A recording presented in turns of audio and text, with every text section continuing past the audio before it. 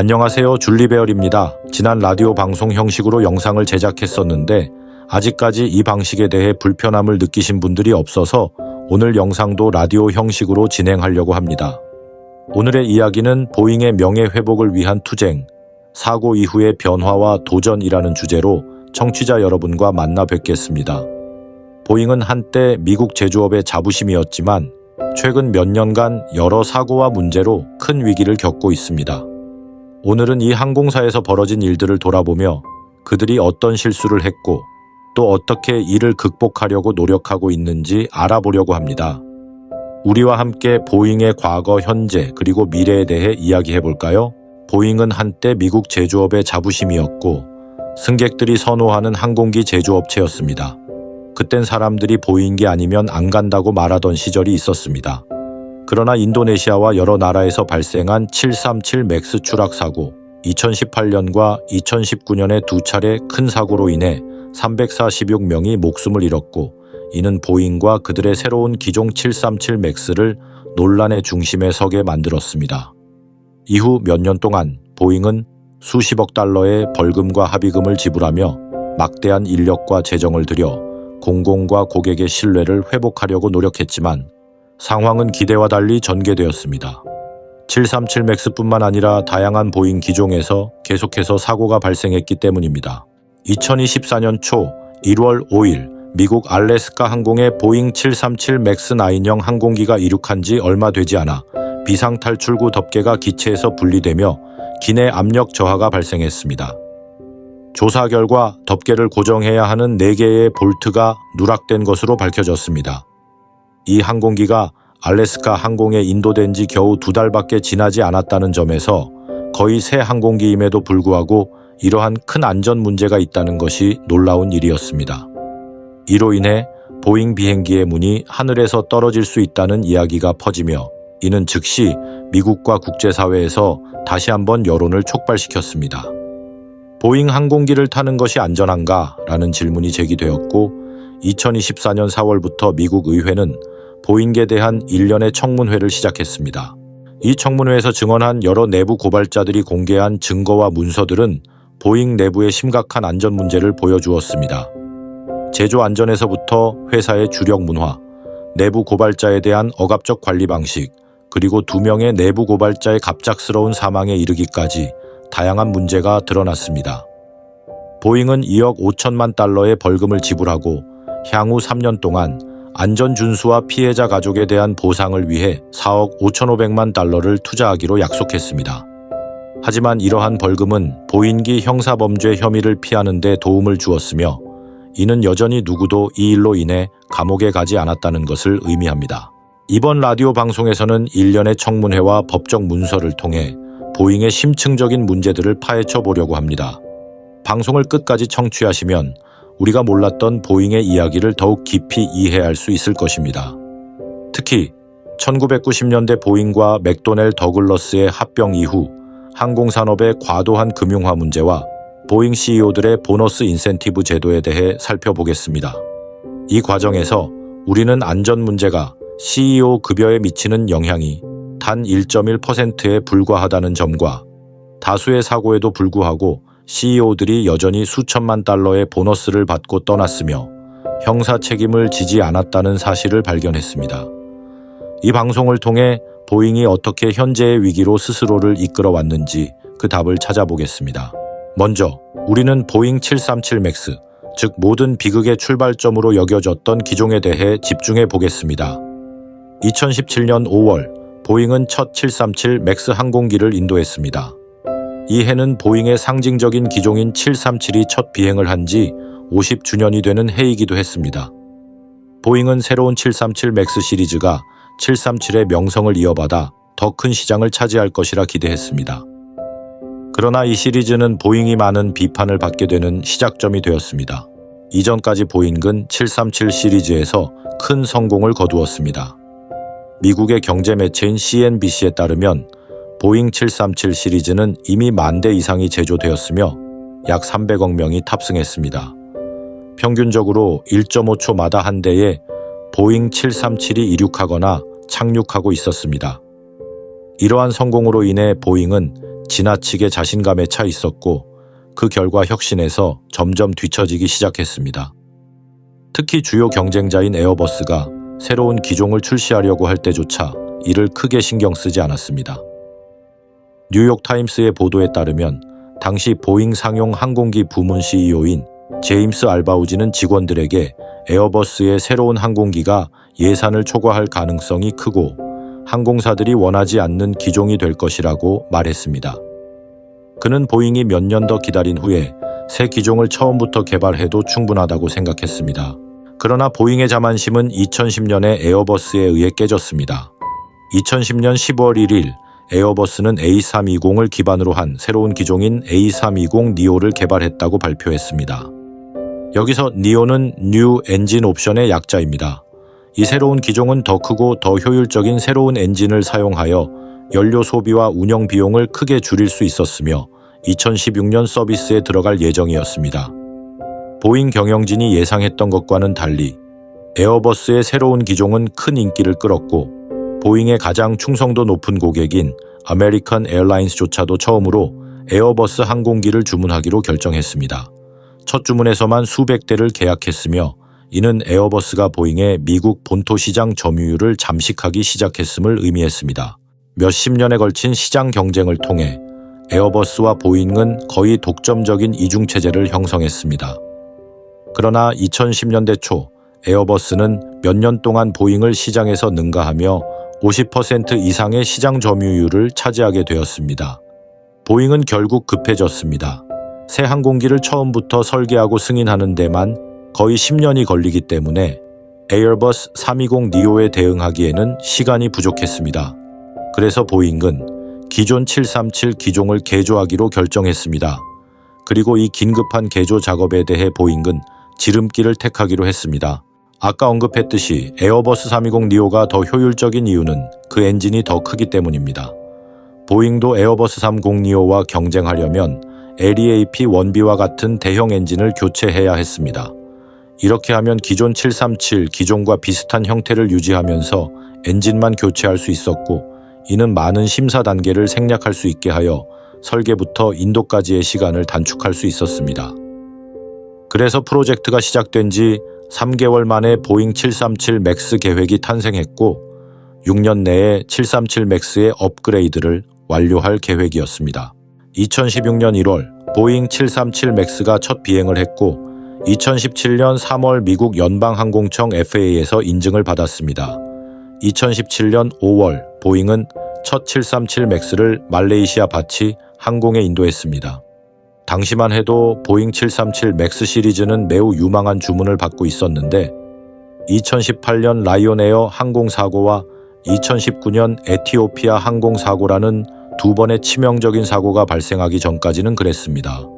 두 사고 모두 이륙 후 15분도 안 돼 추락했으며 탑승자 전원이 사망해 총 346명의 목숨을 앗아갔습니다. 사고 원인을 조사한 결과 보잉의 737 기종을 급하게 개조한 것이 안전상의 결함을 초래한 것으로 드러났습니다. 보잉 737 맥스와 에어버스 320 니오를 비교해보면 에어버스는 320을 기반으로 대형 엔진을 장착하여 320 니오로 업그레이드할 수 있었는데 이는 에어버스 기체가 원래 보잉 737보다 훨씬 높았기 때문입니다. 그래서 에어버스는 큰 엔진을 그대로 교체할 수 있었습니다. 그러나 보잉은 기체가 낮기 때문에 737 맥스에 업그레이드된 LEAP-1B 엔진을 장착하는 것이 어려웠습니다. 이에 보잉의 엔지니어들은 엔진을 앞으로 위로 이동시키고 전방 착륙 장치를 8인치 연장하기로 결정했습니다. 하지만 이러한 설계 변경은 737 맥스의 무게중심을 변경해 기체가 쉽게 높은 바듬각 앙글 오브 어택에 도달하게 했습니다. 그래서 보잉은 737 맥스에 MCAS Maneuvering Characteristics Augmentation System, 기동 특성 향상 시스템라는 시스템을 설치했습니다. 이 시스템은 이상적인 상황에서는 MCAS 시스템이 과도한 바듬각 상황에서 조종사의 입력을 무시하고 자동으로 기술을 낮춰 실속 위험을 줄여줍니다. 그러나 문제는 이 MCAS 시스템에 있었습니다. 2018년 라이온에어 항공사고 후 조사에서 사고 항공기의 바듬각 센서 중 하나가 고장나 잘못된 데이터를 전달하여 MCAS 시스템이 항공기가 실속할 것이라고 오인하고 기술을 강제로 내리게 한 것으로 밝혀졌습니다. 더욱 충격적인 것은 조종사들이 MCAS 시스템에 대해 전혀 몰랐다는 사실입니다. 보잉은 MCAS에 대해 조종사들에게 훈련을 시키지 않았고 이 기능 업데이트와 737 맥스의 잠재적인 위험성에 대해 강조하지 않았습니다. 결국 항공기는 기술을 제때 조정하지 못해 추락하고 말았습니다. 이처럼 중요한 시스템 업데이트가 단 하나의 바듬각 센서에 의존하고 있다는 사실은 FAA도 모르고 있었으며 조종사 매뉴얼에도 언급되지 않았습니다. 이는 참으로 이해하기 어려운 일입니다. 전 미국 연방항공청 FAA 엔지니어였던 조 제이컵센은 보잉기 MCAS의 존재를 FAA에게 의도적으로 숨겼다고 증언했습니다.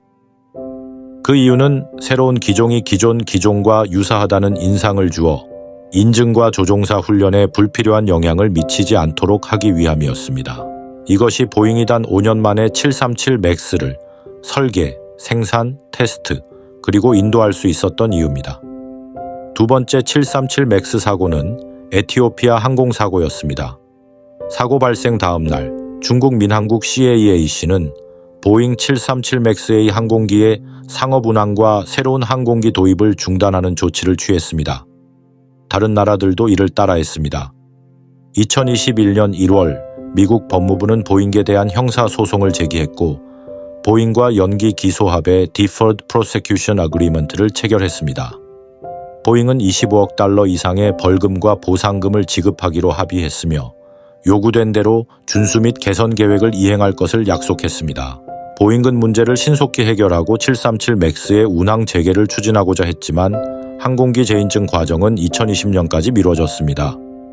이 과정에서 보잉은 유동성 부족 문제에 직면하게 되었고 결국 737 맥스의 생산을 중단할 수밖에 없었습니다. 이후 재운항 계획도 코로나19 팬데믹으로 인한 공장 중단과 항공기의 전력 시스템 문제 등으로 지연되었습니다. 그 후 2년 동안 보잉 항공기를 새로 구매한 고객은 없었고 인도가 지연된 고객들만이 보잉에 전화를 걸어 항의했습니다. 데이터에 따르면 보잉의 순이익은 몇 년 연속 적자를 기록했으며 지난 5년 동안 에어버스는 주문량과 인도량에서 모두 보잉을 크게 앞질렀습니다. 이쯤 되면 여러분은 아마 이렇게 물을 것입니다. 737 맥스로 인해 발생한 비극은 단지 보잉의 오만함 때문이었을까요? 경쟁자 에어버스와의 혁신 경쟁에서 앞서 나가지 못한 것일 뿐인가요? 이후에는 단지 시장 점유율을 확보하려다 안전 문제를 소홀히 했던 걸까요? 이렇게 생각하실 수도 있습니다. 저 역시 한때 그렇게 생각했었습니다.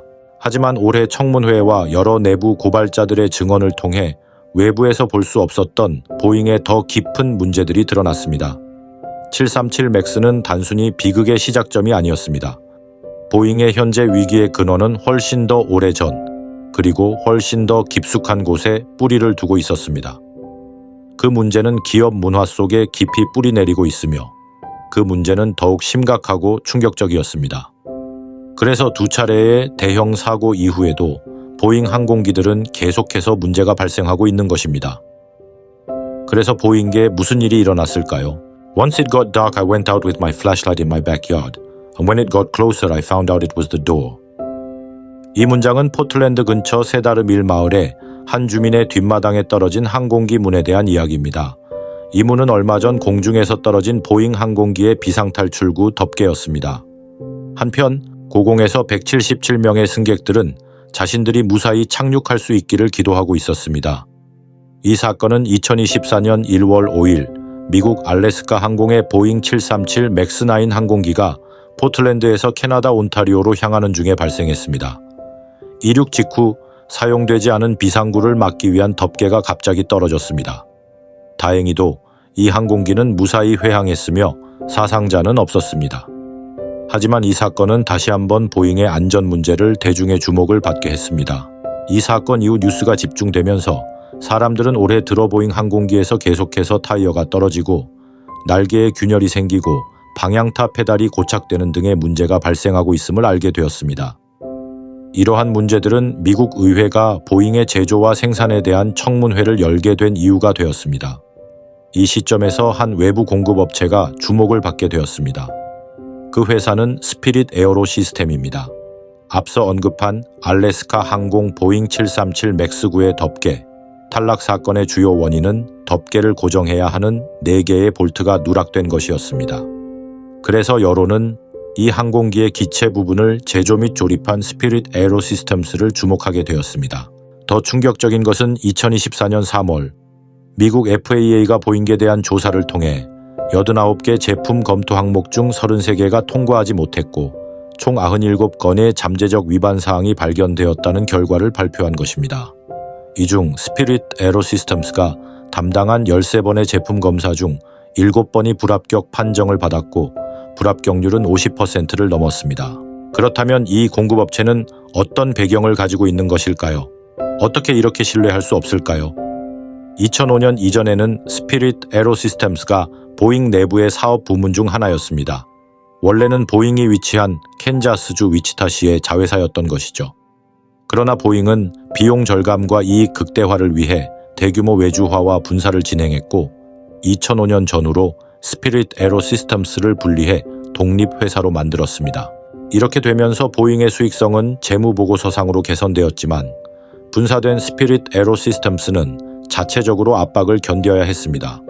그들은 기체 부품을 가능한 한 저렴한 비용으로 제조해야 했습니다. 스피릿 에어로 시스템스는 보잉의 주문에 극도로 의존하고 있었으며 주문의 약 70%가 보잉에서 나왔고 나머지 25%는 에어버스에서 나왔습니다. 지난 10년 동안 스피릿은 보잉에 대한 의존도가 매우 높았고 보잉은 비용 절감 압박을 스피릿에 넘겼습니다. 그 결과 스피릿은 내부적으로 불안과 품질 문제를 겪기 시작했습니다. 특히 737 맥스 기종의 운항 중단과 코로나19 팬데믹은 스피릿의 자금 흐름에 심각한 타격을 주었고 대규모 해고 이후 수요가 회복되었을 때 인력 부족과 경험 부족, 훈련 부족 등의 문제가 발생했습니다. 아이러니하게도 항공기 부품 제조는 매우 정교하고 경험이 풍부한 인력이 필요한 작업입니다.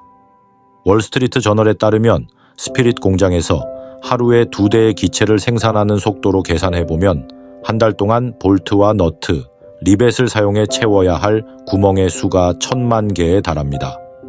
이 숫자를 생각해보면 회사가 극도의 이윤을 추구하면서 안전기준을 최우선으로 하지 않는다면 이 1000만 개의 구멍에 어떤 문제가 생길 수 있는지 상상하기 어렵습니다.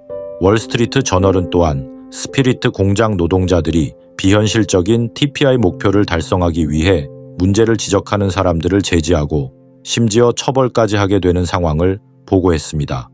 이로 인해 점점 더 많은 항공기가 결함을 가진 상태로 공장에서 출고되고 있었습니다. 스피릿에서 품질 검사를 담당했던 조슈아 딩은 보잉의 가장 초기에 내부 고발한 사람 중 한 명으로서 스피릿에서 당신이 비판적인 말을 너무 많이 하면 불편함을 초래하면 쫓겨나게 된다 라고 말했습니다. 실제로 그는 항공기에 잘못된 구멍이 뚫렸다고 지적했다가 해고되었습니다. 안타깝게도 조슈아는 얼마 전 세상을 떠났습니다. 이제 보잉의 외주 전략으로 돌아가 보겠습니다. 현재 보잉은 최소 600개 이상의 직접 공급업체를 두고 있습니다. 한 대의 항공기는 전 세계의 다양한 파트너들로부터 부품을 조달하여 조립됩니다. 이처럼 생산 라인을 전 세계에 판매하고 인건비를 낮추기 위해 조립업체로서의 역할만을 유지하며 수직 통합 제조업체가 되지 않는 전략은 2000년대 초부터 전 세계 제조업계에서 유행하기 시작한 추세였습니다. 이는 보잉만의 문제가 아니며 항공산업만의 문제도 아닙니다. 항공산업은 고정자산이 많이 필요한 산업으로 보잉의 이익률은 높지 않았습니다. 따라서 이 사회는 재무보고서를 좋게 만들기 위해 생산과 제조를 외주화하고 설계와 최종 조립만을 남겨둔 가벼운 자산 형태로 전환했습니다. 보잉은 공급업체에서 완성된 부품을 낮은 가격에 받아오고 품질 문제는 공급업체의 문제로 간주했습니다. 하지만 이 전략의 핵심 문제는 바로 공급업체의 품질 관리를 제대로 하지 않는 것입니다. 예를 들어 에어버스도 여러 공급업체를 사용하고 있지만 품질 문제가 발생했을 때 내부적인 조치를 통해 큰 문제를 피할 수 있었습니다. 에어버스의 CEO 귀롬 퍼리는 최근 인터뷰에서 자사만의 품질 보증 절차 덕분에 중요한 문제를 피할 수 있었다고 밝혔습니다. 이 품질 보증 절차는 공급업체의 작업에 대해 매우 신중하고 겸손한 태도로 적극적으로 개입하는 것입니다. 현재 보잉은 다시 스피릿 에로시스템스를 인수하여 생산 품질과 공급망에 대한 통제력을 강화하려 하고 있습니다. 2024년 7월 1일 보잉은 주식 전량 교환 거래 방식을 통해 스피릿 에로시스템스를 인수하는 협약을 체결했습니다. 거의 20년 전 스피릿 에로시스템스를 분사한 후 보잉은 오직 이익과 재무 보고서만을 추구하는 전략이 결국 회사에 치명적인 타격을 줄 것이라는 점을 깨닫게 된 것입니다. 이제 스피릿을 다시 인수한 후 보잉의 생산 안전 문제가 개선될 수 있을지 지켜봐야 할 것입니다. 하지만 공급망 외주화 문제는 보잉의 문제의 근본 원인은 아닙니다. 이제 보잉의 문제를 더 깊이 들여다보겠습니다. 이는 더 오래전 1996년의 인수합병 사건으로 거슬러 올라갑니다. 1993년 미 국방부는 주요 국방 계약 업체들을 소집하여 최후의 만찬이라고 불리는 회의를 개최했습니다. 이 회의에서 미국 정부는 냉전이 끝난 후 군사 조달 예산이 절반으로 줄어들 것이라고 발표했습니다. 정부는 더 적은 수의 공급업체와 거래하는 것을 선호한다고 명확히 밝혔습니다. 이후 32개의 방위산업 기업들이 합병하여 9개의 기업으로 축소되었습니다. 이 과정에서 보잉의 당시 CEO 필 콘디트는 대담한 조치를 취했습니다. 먼저 미국 중형 방위산업체인 록웰 인터내셔널의 주요 지분을 인수한 후 더 큰 거래로 맥도널드 더글라스를 인수했습니다. 이로써 1년의 인수합병 후 보잉은 세계 2위의 방위산업체이자 가장 큰 항공우주 기업이 되었습니다. 이 역사를 되돌아보면 보잉이 맥도날드 더글라스와 합병한 후 보잉은 완전히 변했습니다. Good evening everyone. It is a multi-billion dollar deal that is sending shockwaves through the aerospace industry. The planned merger between the Boeing Company and McDonnell Douglas. 맥도날드 도지어스의 경영진이 합병 후 실질적인 운영을 맡게 되었습니다. 이전 맥도날드 더글라스의 CEO이자 사장인 해리 스톤 시퍼가 보잉에 합류하여 1997년부터 보잉의 사장, CEO 부회장을 역임했고 2003년에는 이사회 의장과 CEO를 맡았습니다. 그 당시 시애틀에서는 맥도날드 도지라스가 보잉의 돈으로 보잉을 인수했다라는 말이 유행했습니다. 아마 그 순간부터 보잉은 더 이상 과거의 보잉이 아니었고 항공금융화와 재무보고서 게임에 빠져들기 시작했습니다. 맥도날드 도지어스의 경영진이 보잉을 인수한 후 회사는 새로운 재무관리 방식을 채택했습니다. 스톤 사이펄의 경영 스타일은 그가 이전에 근무했던 제너럴 일렉트릭에서 받은 영향을 많이 받았습니다. 그는 보잉에서 반노조 정책을 추진하고 규제를 완화하며 외주를 강화하는 한편 주식 환매를 통해 주가를 인위적으로 상승시키는 전략을 추진했습니다. 스톤 사이퍼는 주식 환매에 매우 열광적인 경영자였습니다. 맥도날드 도글라스의 CEO 시절에도 주식 환매와 배당금 증가를 통해 주가를 올렸습니다. 하지만 주식 환매는 양날의 검입니다. 자금이 무한정 존재하는 것이 아니기 때문에 주식 환매에 자금을 쏟아부으면 회사의 연구개발과 장기 투자를 위한 자금이 줄어들게 됩니다. 이런 이유로 맥도날드 더글라스는 당시 주가, 성적은 좋았으나 운영 상태는 점점 악화되어 결국 상업용 항공기와 군용기 사업 모두에서 실패하게 되었습니다. 스톤 사이퍼가 보잉으로 옮겨온 후에도 이러한 전략을 계속 추진했습니다. 이러한 이익 중심의 경영 철학은 결국 보잉의 기업 문화를 완전히 바꾸어 놓았습니다. 보잉의 항공기 엔지니어들은 더 이상 연구개발과 혁신에 있어 주도권을 가지지 못하게 되었습니다. 대신 모든 부서는 비용 절감에 중점을 두고 업무를 수행해야 했습니다. 예를 들어 보잉은 본사를 시카고로 이전하고 생산 라인을 임금이 낮은 사우스캐롤라이나로 이전했으며 구조 조정과 외주화를 통해 회사 직원 수를 6년 내에 5만 명 이상 줄였습니다. 거의 절반의 직원이 해고되었습니다. 그와 동시에 보잉의 자본 지출과 주주 배당 및 주식 환매 금액을 비교해 보면 1996년 합병 이후로 배당과 환매 비율이 급격히 증가했음을 알 수 있습니다. 아이러니하게도 2005년 스톤 시퍼가 성추문으로 인해 사임한 이후에도 보잉의 금융화는 개선되지 않았고 오히려 더 심화되었습니다. 2013년부터 2019년까지 보잉은 총 434억 달러를 들여 23차례의 주식 환매를 실시했습니다. 이는 주가를 인위적으로 끌어올려 월스트리트와 시장을 만족시키기 위한 것이었습니다. 그리고 737 맥스의 두 번째 대형 사고가 발생한 2019년 6월에도 보잉은 26억 5천만 달러의 현금을 들여 주식 환매를 단행했습니다. 434억 달러라는 주식 환매 금액이 어느 정도인지 감이 오시나요? 보잉 787의 개발 비용은 최종적으로 350억 달러였으며 에어버스의 A350 개발 비용은 약 150억 달러였습니다. 다시 말해 보잉이 주식 환매에 쏟아부은 돈으로는 새로운 항공기 3종을 개발할 수 있는 자금이었던 셈입니다. 그리고 수년간의 고배당과 주식 환매는 높은 레버리지 부채로 이어졌습니다. 주주자본 에퀴티 데이터를 살펴보면 주주자본은 회사의 총 자산에서 부채를 제외한 잔액을 의미하며 이는 순자산으로도 불립니다. 보잉의 주주자본은 2013년 150억 달러에서 2018년에는 4억 달러로 빠르게 감소했습니다. 2019년에는 회사의 주주자본이 마이너스 83억 달러로 떨어졌으며 사실상 자본 잠식 상태에 이르렀습니다. 2020년의 막대한 손실 이후 보잉의 주주자본은 마이너스 183억 달러로 더 악화되었습니다. 2024년에 접어들면서도 이러한 부채 상태는 개선되지 않았습니다. 이제 여러분은 왜 보잉이 이렇게 큰 규모의 주식 환매를 했는지, 그리고 그 돈을 연구개발에 사용하지 않았는지 궁금해하실 겁니다. 그 이유는 보잉 이사회와 CEO의 인센티브 구조에 있습니다.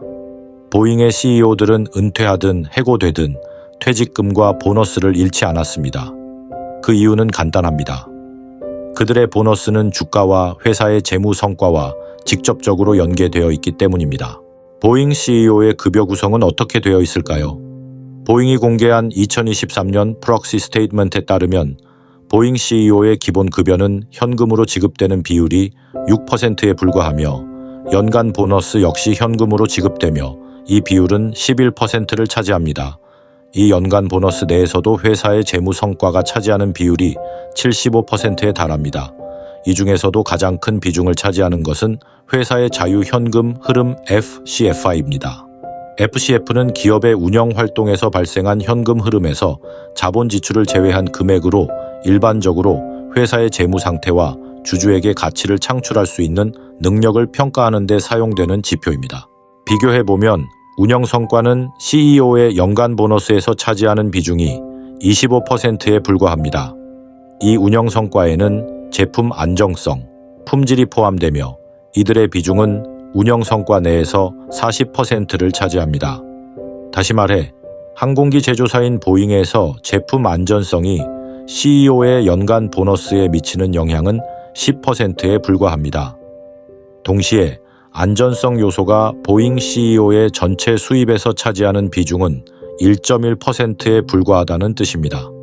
놀랍지 않으신가요? 단 1.1%입니다. 이게 다가 아닙니다. CEO의 수입에서 가장 큰 부분을 차지하는 것은 Long-Term Incentive, 즉 LTI라고 불리는 장기 인센티브입니다. 이 부분은 전체 수입의 83%를 차지합니다.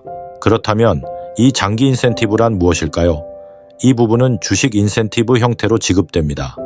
이 중 45%는 제한 주식 유닛 RSU를 통해 CEO의 임기가 끝난 후 3년 동안 지급됩니다. 나머지 55%는 3년 동안의 재무 성과 목표를 기준으로 성과 기반 제한 주식 유닛 PRSU를 통해 지급됩니다. 2023년 이전에는 PRSU 부분의 지표로 자유 현금 흐름, 수익, 기본 주당 순이익 EPS, 그리고 총 주주 수익률 TSR이 사용되었습니다. 이는 보잉 CEO의 개인 이익이 회사의 재무 수익, 주식 환매, 그리고 비용 절감에 집중하게 만드는 강력한 동인이 되었습니다. 그러나 안전 문제는 인센티브 구조상 거의 고려되지 않았습니다. 그렇다면 보잉 CEO에게 안전 문제에 대한 처벌은 없을까요? 답은 있지만 그 처벌 메커니즘이 제대로 작동하지 않았다입니다. 위에서 언급한 CEO와 경영진의 급여와 인센티브 구조에는 내부 회수 정책이 포함되어 있습니다. 이 정책에 따르면 부적절한 행동이나 특정 유형의 과실이 발생할 경우 이사회는 과거 지급된 최대 94%의 인센티브 급여를 회수할 수 있습니다. 하지만 왜 보잉에서 그렇게 큰 사고가 발생했는데도 CEO들에 대한 처벌 메커니즘이 작동하지 않았을까요? 그들은 책임을 회피하기 위해 은퇴하는 방법을 택했습니다. 법적으로 보잉 CEO가 안전 문제를 소홀히 해고되거나 해임된 경우 급여가 회수됩니다. 그러나 CEO가 은퇴를 선택하면 해고로 간주되지 않기 때문에 회수 정책이 적용되지 않습니다. 이러한 은퇴 절차는 골든 파라슈트, 즉 황금 낙하산이라고 불립니다. 그렇기 때문에 2020년 위기의 시기에 CEO로 임명된 데이브 카룬이 올해 5월 사임을 표명하며 2024년 말 은퇴를 선언한 것입니다. 동시에 2019년에 취임한 보잉 상업용 항공기 부문 CEO 스탠딜 역시 은퇴를 발표했습니다. 보잉 이사회는 2024년 데이브 카룬의 인센티브 패키지를 승인했습니다. 이 CEO는 2023년에 250만 달러의 기본급여를 받았으며 280만 달러의 연간 보너스를 거부했지만 3천만 달러 이상의 주식 보상을 받았습니다. 유사하게 스탠딜은 2023년에 240만 달러의 급여와 75만 6천 달러의 보너스, 그리고 약 1,000만 달러의 주식 보상을 받아 그의 2023년 총 잠재 급여는 125만 달러를 넘었습니다. 이렇게 해서 데이브 카룬과 스탠딜, 두 명의 보잉 고위 경영진은 황금 낙하산을 이용해 은퇴했고 수천만 달러의 퇴직금을 받으며 회사를 떠났습니다. 보잉 이사회는 올해에서야 이러한 CEO 인센티브 구조의 문제점을 인식하게 되었습니다.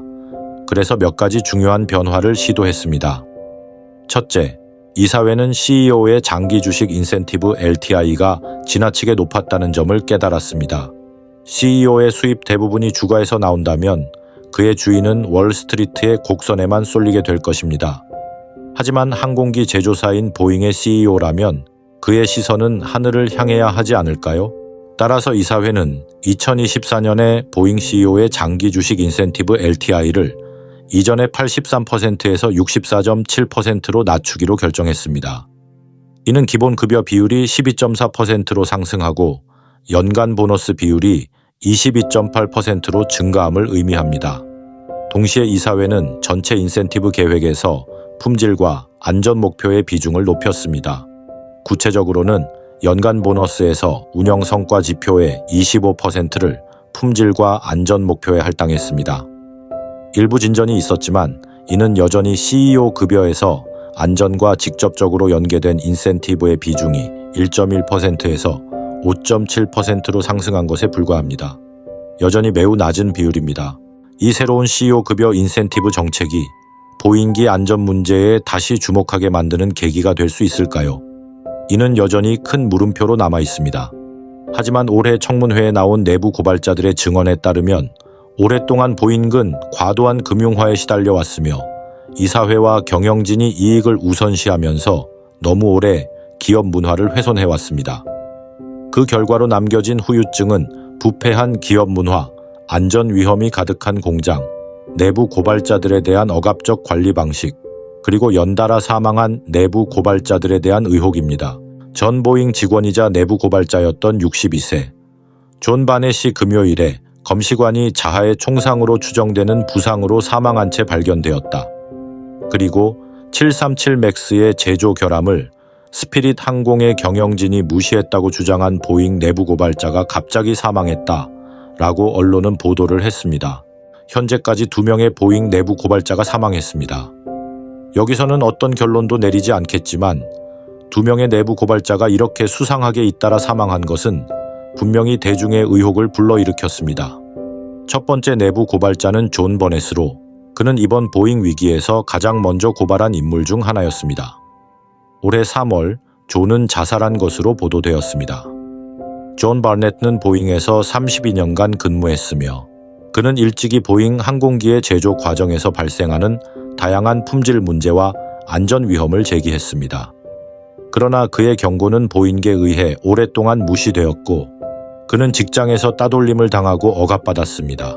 존 버넷은 이렇게 말했습니다. 처음부터 모든 것이 일정에 관한 것뿐이었어요.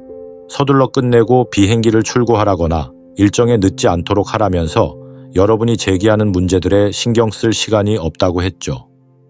2017년 은퇴한 이후 존 버넷은 보잉을 상대로 소송을 제기했고 공공 인터뷰에 응하면서 보잉의 제조 안전 위험을 경고하기 시작했습니다. 2020년 11월에 인터뷰에서 존 바넷은 787 기종이 앞으로 2-3년 안에 문제를 일으킬 수 있다고 경고했습니다. 그리고 나는 앞으로 2-3년 동안 787에서 어떤 일이 벌어질지 두렵습니다. 내가 틀리길 바라지만 무슨 일이 일어날지 두렵습니다. 존 바넷의 소송은 올해 마침내 진전이 있었습니다. 법원은 올해 3월 9일에 그를 소환하여 추가 증언을 들을 예정이었습니다. 그러나 법정 출석을 며칠 앞두고 존 바넷은 호텔 주차장 자신의 트럭에서 숨진 채 발견되었습니다. 검시 결과는 그가 자신의 총으로 자살했다는 것이었습니다. 그러나 이러한 결과는 그의 가족과 친구들 사이에서 의혹을 불러일으켰습니다. 친구들은 그가 자살하지 않았다는 걸 알아요. 그럴 리가 없어요. 라고 말하기도 했습니다. 얼마 지나지 않아 두 번째 내부 고발자인 45세의 조슈아 딘이 사망했습니다. 그는 앞서 언급한 보잉에서 분사된 공급업체 스피릿 에어로시스템스에서 일하던 인물로 보잉 737 맥스에서 발생할 수 있는 잠재적 안전 결함을 최초로 발견한 사람입니다. 조슈아 딘은 기체에 잘못된 구멍이 뚫렸다는 사실을 발견한 후 이로 인해 회사에서 해고된 것으로 보고 있었습니다. 사망하기 전 조슈아 딘은 미국 노동청에 소송을 제기했지만 그 결과가 나오기도 전에 사망했습니다. 늘 건강했던 조슈아 딘은 어느 날 갑자기 호흡 곤란을 호소하며 병원으로 긴급 이송되었고 치명적인 박테리아에 감염된 것으로 밝혀져 2주 후 사망했습니다. 두 명의 내부 고발자의 사망은 외부에서 보잉의 기업 문화에 대한 두려움과 불신을 더욱 키웠습니다. 이후 열린 청문회에서는 더 많은 증인들의 증언이 이어졌습니다. 저는 신체적인 위협을 받았습니다. 제 상사는 회의에서 당신이 한 말을 했다면 누군가를 죽였을 거라고 했어요. 심지어 누군가는 제 개인 전화로 전화를 걸기도 했어요. 제 상사는 계속해서 전화를 걸었고 40분 동안 저를 꾸짖고 혼냈어요. 그들은 당신의 개인 전화로 연락해서 당신이 어디에 사는지, 어디에 있는지 알고 있으며 당신을 해칠 수 있다고 말했어요.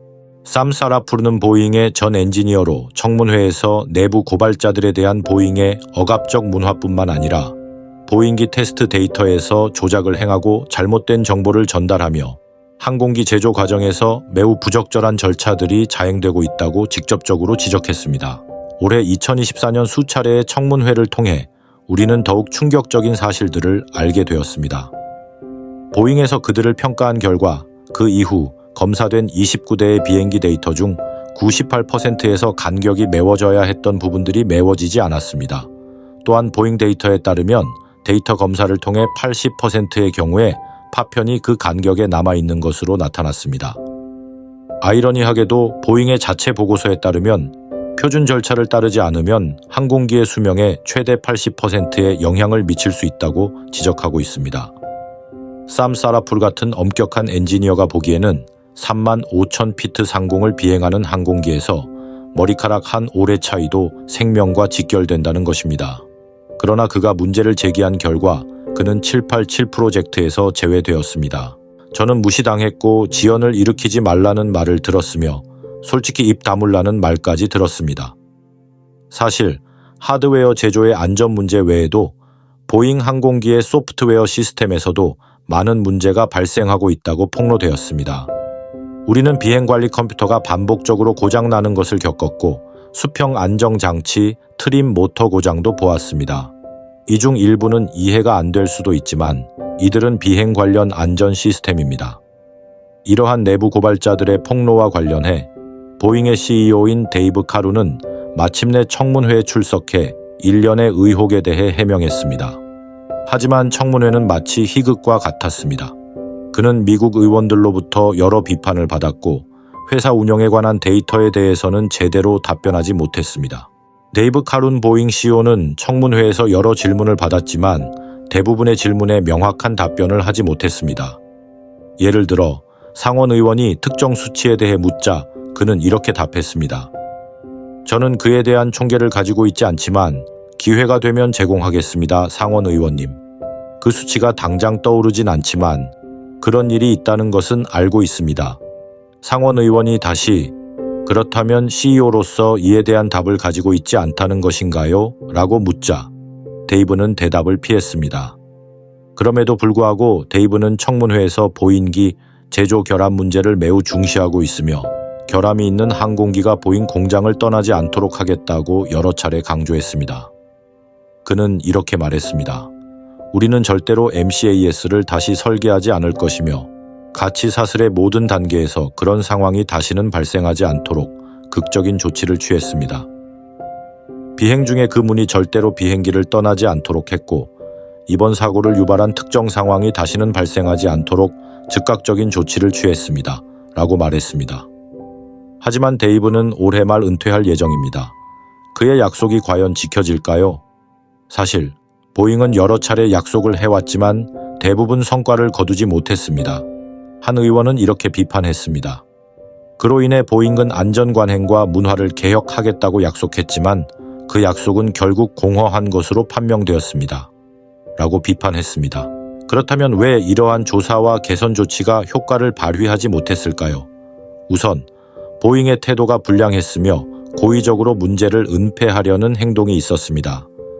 보잉의 품질 검사관 샘 모하우키의 주장에 따르면 수백 개의 불량 부품이 새로운 737 맥스 항공기에 설치되었을 가능성이 있습니다. 이러한 문제 부품들은 원래 추적되어 적절히 처리되어야 했지만 보잉은 이를 의도적으로 숨겨 미국 연방항공청 FAA의 검사를 피했습니다. 사실 안전감독 시스템 내에서 미국 연방항공청 FAA 또 문제를 일으켰다는 의혹이 있습니다. 그들은 이렇게 말합니다.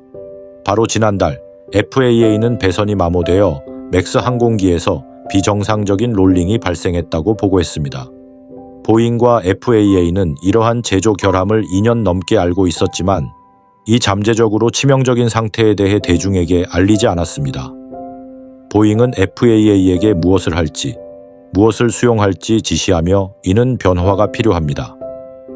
마지막으로 청문회에서 지적된 것은 국가교통안전위원회 NTSB가 사고를 조사하는 과정이 충분하지 않다는 점입니다. NTSB는 보잉 항공기를 검사할 때 표준화된 기준을 사용하지 않았으며 보잉과 FAA가 제공한 기술 지원에만 의존하여 사고 원인을 판단했습니다. 이는 어느 정도 보잉이 심판 역할을 겸하고 있다는 의심을 불러일으켰습니다.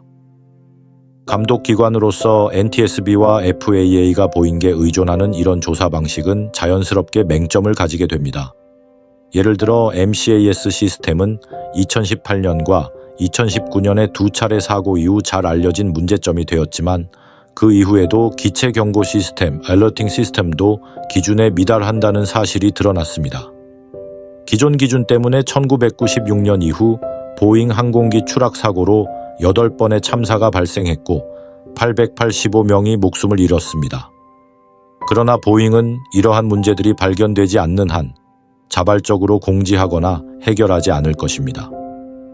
따라서 MCAS 문제는 어느 정도 해결되었지만 다른 문제들은 아마도 다시 한 번의 사고가 발생해야만 드러날 것입니다.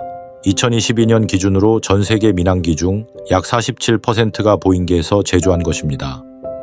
하지만 보잉의 제조 공정과 기업 문화에서 드러난 여러 문제로 인해 사람들은 우리가 아직도 보잉을 믿고 안전하게 비행기를 탈 수 있을까?